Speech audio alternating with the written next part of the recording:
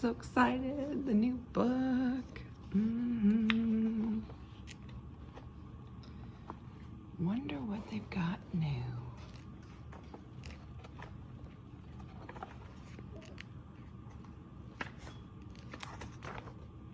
Ooh, red chili cherry jam.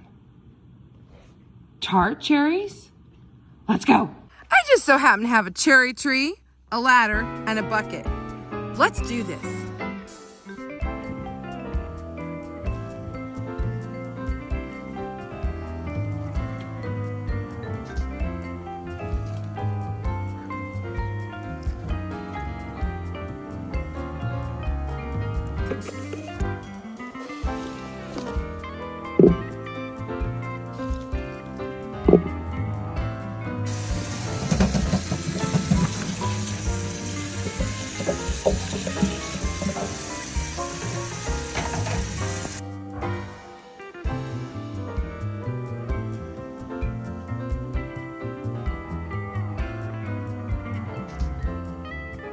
Welcome to June. Jam it up, June, that is. I'm so excited to be able to be a part of this. This is my third year doing this. It's the third year they've had it. And if you go back to my first video, I'll link it somewhere. It's actually a cherry video too. So I thought, you know what? It's the time of year for me. June is always when the tart cherries are going on my cherry trees out in the orchard. So today we're going to be working on this recipe. If you are interested in this, you'll have to find the book. It's the newest ball preservation book there is out there, and only certain places have a certain amount they are selling. And I have a friend who grabbed me one and sent it to me. And so today we're going to try a new recipe. Red chili cherry jam. I'm not going to put the recipe down below because I don't want copyright issues, and I'm just not going to deal with it. So come with me as we put together this sweet and spicy jam. So after we went and picked our cherries, I went ahead and I pitted them, and now I'm going to give them just kind of a rough chop here on the cutting board. We want to still have some bits and pieces. This is a jam, so we want to have a little bite to it. And the cherries will continue to break down as we cook them. So, you know, just a nice rough chop.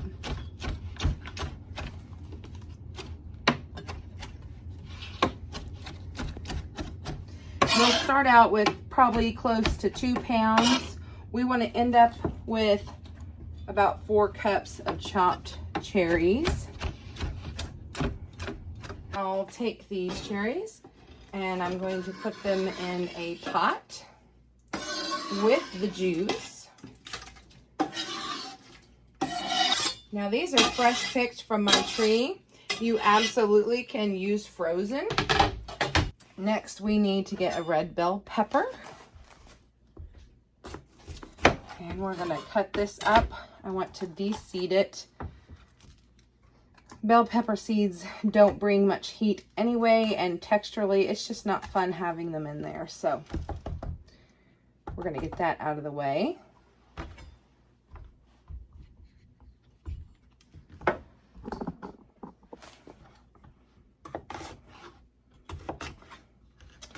You're going to want about a cup of chopped peppers, and you're going to want them finely chopped. So I've just kind of got some chunks here. And the next thing I'm going to do is I'm going to get my chopper out. And we're going to chop away at this until I have a nice fine dice.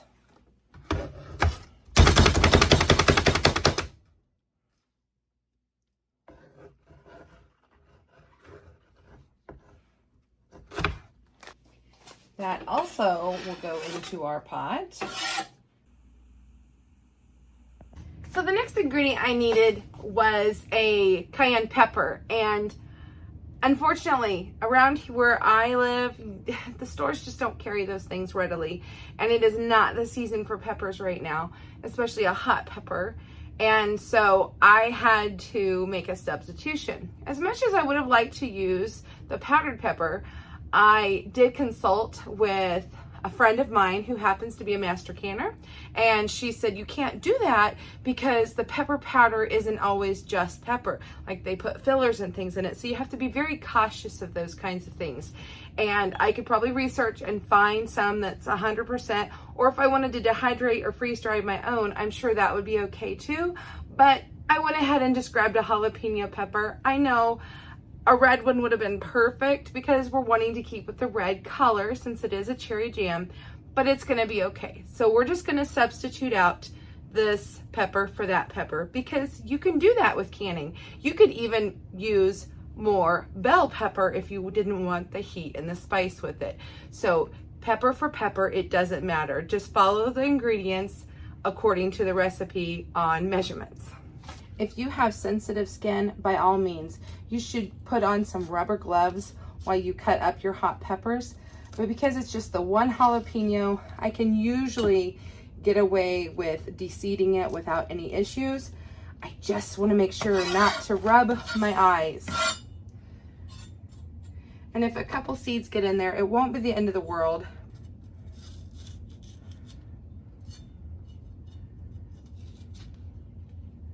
And then again,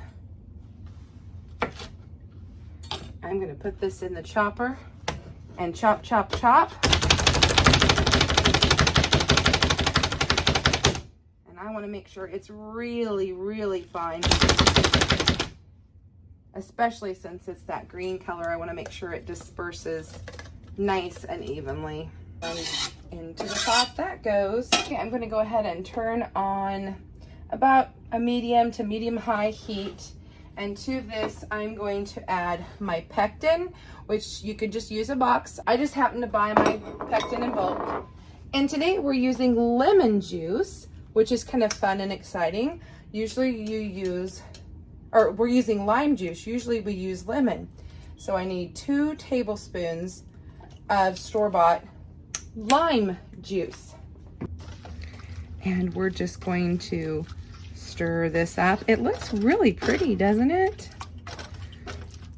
Make sure that pectin is all absorbed, and we're just gonna let this bubble and simmer for a bit. Okay, we have brought our pepper and cherry mixture to a boil. We've kind of let it come to a good simmer. We've kept it at a medium-high heat. And now, little foggy. Now it's time to add in our sugar. It's about 4.5 cups there. And now what we need to do is stir this in really well. And this is going to cool that mixture down. So we need to bring it back up to a rolling boil. So it's, you know, when you stir, it's not, you see it's not bubbling, but it might bubble when I stop stirring. We need to make it to where when I'm stirring, it's bubbling. So this will take a few minutes. And while we're waiting on that to come to a rolling boil, I went ahead and I brought out, we need 6 jars estimated. I went ahead and grabbed a couple extra just in case. I've got the lids that came with the jar, and we're gonna take those over here to the stove, and we're gonna go ahead and turn them on low. And I wanna just kind of warm up those seals because those are kind of the old-fashioned lids. They're the ones that I use for market, and so that is what is directed for that particular company that I use today. At this point, you're going to want to constantly stir, because if you don't, you could scorch and it'll stick to the bottom, and that is never fun. So while I've been stirring on my jam, I also got out my steam canner. We're gonna use a steam canner today. It takes the same exact time as a water bath canner does, but it uses less water and it's just not near as heavy. So I have this on the back burner, keeping warm until we are ready to jar this up and process it. We have now reached a rolling boil. See how when I stir, it just does not stop boiling? That's a rolling boil. We need to let this boil hard for 1 minute. The timer just went off, so I'm going to take my jam off the heat. I'm going to transfer this over on the heat. Shut that burner off, and come on, let's go fill these jars. I have all my canning stuff ready. If there is a skim of foam on top of your jam, you'll want to go ahead and take that off. I don't know that they recommend, they used to say you could put a pat of butter in there, but I don't know that they really recommend that anymore. Usually it'll stir in pretty good, but if you've got a lot, make sure you skim it off. I'm gonna grab my ladle, and I wanna fill to 1/4 of an inch headspace. Now that is right there up at the tippy top. So let's go ahead. I'm not sure I'm quite there yet. We'll go ahead and debubble.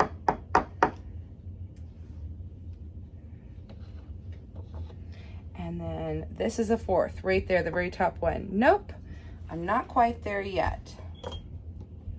So I need to add just a little bit more. And that probably does it.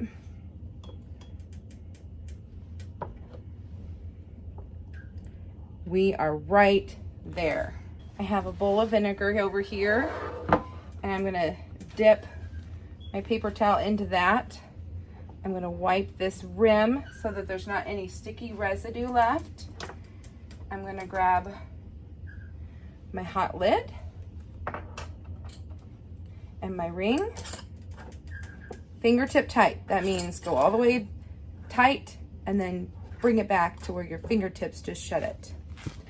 And then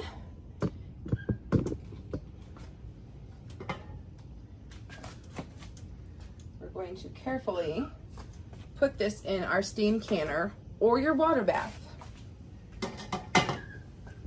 And we will repeat this process until all of our jam is in a jar. Well, we only ended up with 5, and then just a little bit, which I'll use here maybe in the next week or so. It's already starting to gel, so I know it's going to be a nice jam to use as a spread, maybe over on the top of cream cheese, maybe on top of a roast. What ways can you think of to use this? Now I just need to wait for this to get into the dark green, and we'll process for 10 minutes. Now I'm not much of one on heat, but I really want to give this a taste test. Woo!